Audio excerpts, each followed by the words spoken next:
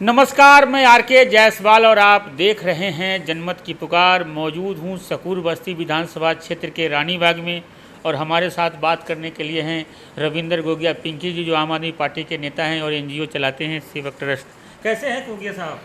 जायसवाल जी नमस्कार पहले तो आपको। और जैसा कि आपको पता है, मैं छठ पूजा का ज़ोर शोर चल रहा है, लोगों में काफ़ी जोश है। तो सारी सकूर बस्ती विधानसभा के लोगों को मैं पूर्ण रूप से बधाई देता हूँ।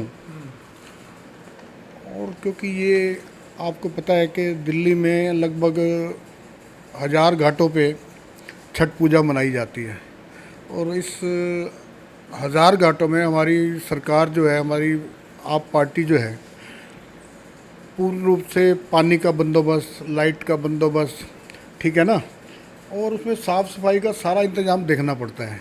और 1000 घाट आपको पता है कि कोई कम नहीं होते हैं। और फिर 1000 घाटों पे काम करना तो एक अलग बात है,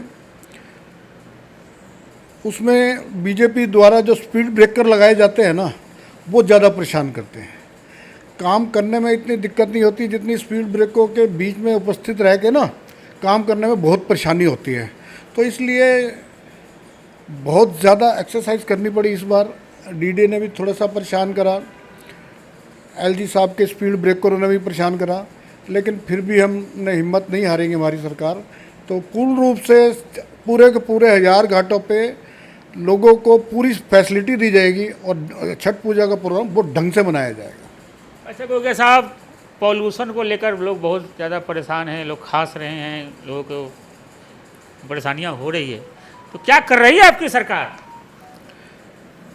ऐसा है ना जायसवाल जी, आप समझते हैं बीच में हमारे पोल्यूशन के बाद जो है ना दिवाली आ गई।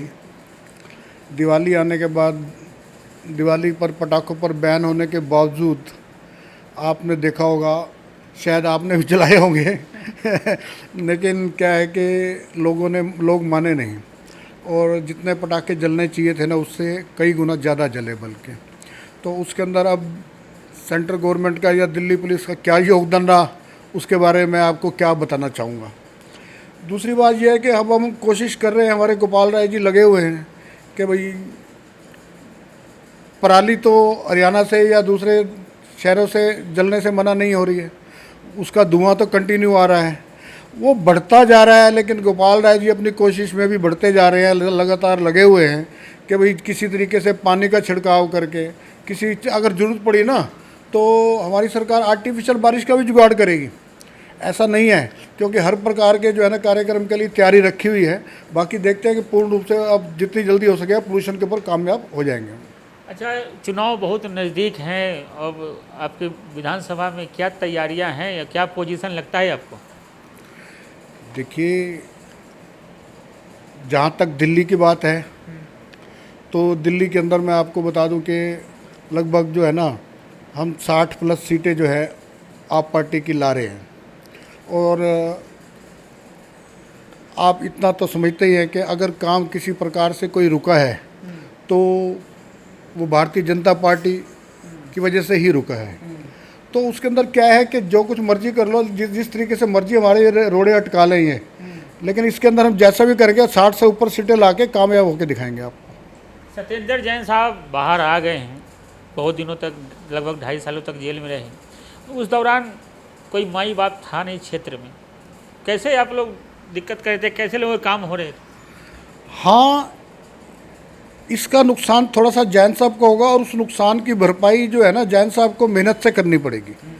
क्योंकि हमारे जो पार्टी के बाकी कार्यकर्ता थे या अध्यक्ष महोदय थे, आप मानोगे कि पूरे सकूर बस्ती विधानसभा में खाली मेरा ही ऑफिस था जो कार्यरत था, जिसमें कि हर प्रकार के कार्य कर रहे थे।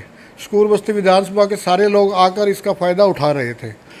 तो थोड़ी सी हमारे पूर्ण रूप से कार्यकर्ताओं में बहुत रूप से नाराज़गी है, क्योंकि जैन साहब के जाने के बाद जो हमारे अरुण गुप्ता जी की या इनकी जो जिम्मेवारी बढ़ गई थी, बढ़ गई जाने की बजाय उन्होंने और घटा दी किसी प्रकार से पार्टी की उन्होंने चिंता नहीं की, उन्होंने जैन साहब की चिंता नहीं की, उन्होंने शकूर बस्ती विधानसभा के लोगों की चिंता नहीं की। लोग परेशान थे, लेकिन मेरे से जितना हो सका मैंने अपनी पार्टी के लिए किया। और मैंने आपको पोर्टफोलियो भी भेजा था कि जिसके अंदर मैंने कैंप भी लगाए, चश्मे भी बांटे, आप लगाते रहे, आधार कार्ड, पैन कार्ड, ये आपका जितने भी हैं सारे इलेक्शन कार्ड सारे के सारे बनवाते रहे।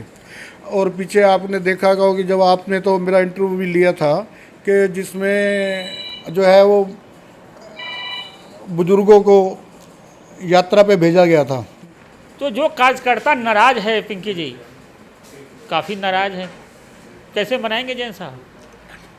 देखो, जैन साहब को मैंने कहा ना कि जैन साहब को कार्यकर्ताओं को मनाने के लिए मेहनत ज़्यादा करनी पड़ेगी, क्योंकि कार्यकर्ताओं को सीधे मुंह से बात भी नहीं की जैन साहब के पीछे। और अरुण गुप्ता जी को अगर कोई छोटा सा काम बताया जाता था तो वो तो सुनवाई नहीं करते थे। इसलिए जैन साहब मतलब हमारे जो कार्यकर्ता हैं बहुत नाराज़ हैं। लेकिन मैं आपको बताऊं कि जैन साहब ना इस मामले में काफ़ी गुणी हैं, क्योंकि जैन साहब ये समझाने में तो कामयाब हो जाएंगे, क्योंकि मैं था ही नहीं। जैन साहब नहीं थे तो उनके इसी वजह से कार्यकर्ता जो है मेरे हिसाब से जैन कार्यकर्ताओं को मना लेंगे। और कार्यकर्ताओं को जब मना लेंगे, हमारी पार्टी का जो स्टेटस है बहुत बढ़िया चल रहा है, काम करा रहे हैं, सारे काम करा रहे हैं। और केजरीवाल जी के नाम से तो आपको पता ही है, केजरीवाल जी के गुणों को तो लोग आजकल गा ही रहे हैं। तो इसलिए जैसा भी है, जैन साहब थोड़ी सी मेहनत जरूर ज़्यादा करनी पड़ेगी अरुण गुप्ता जी की वजह से, लेकिन जैन साहब जो है ना बहुत बढ़िया अच्छे वोटों से जीत के आएंगे। तो ये हमारे साथ बात कर रहे थे रविंद्र गोगिया पिंकी जी। मिलते हैं किसी और खबरों के साथ। नमस्कार। अगर आपने हमारा अभी तक चैनल सब्सक्राइब नहीं किया है तो कृपया चैनल सब्सक्राइब कर लें, लाइक करें, शेयर करें, कमेंट करें। तो मिलते हैं फिर किसी और खबरों के साथ। नमस्कार।